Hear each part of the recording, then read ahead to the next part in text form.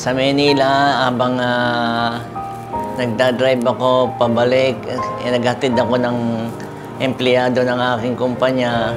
Siya galing sa trabaho, makikisabay pala sa pag-uwi doon sa malapit sa aming company.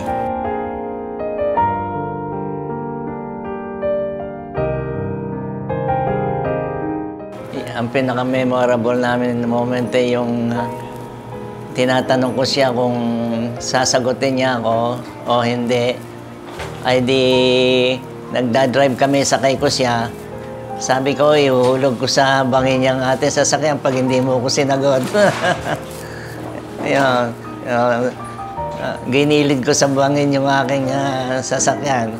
Hindi na pa-oo naman siya.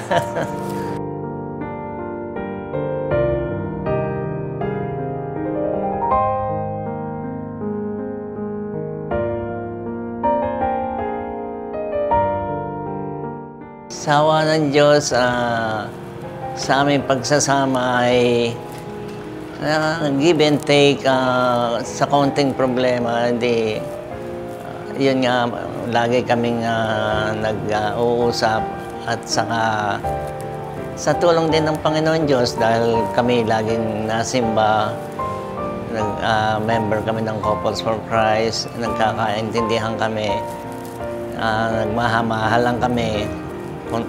Patuloy ang aming masayang pagsasama, lalabas o kakain sa labas, yung mga ganong situation na kami namamasyal. Kaya yun, sa awa ng Diyos ay patuloy kami nagmamahalan sa hanggang sa yun. So today, you are no longer two souls cast adrift, but two hearts anchored in Christ, your rock and your Redeemer. Dinadasal namin lagi sa Panginoon yung maging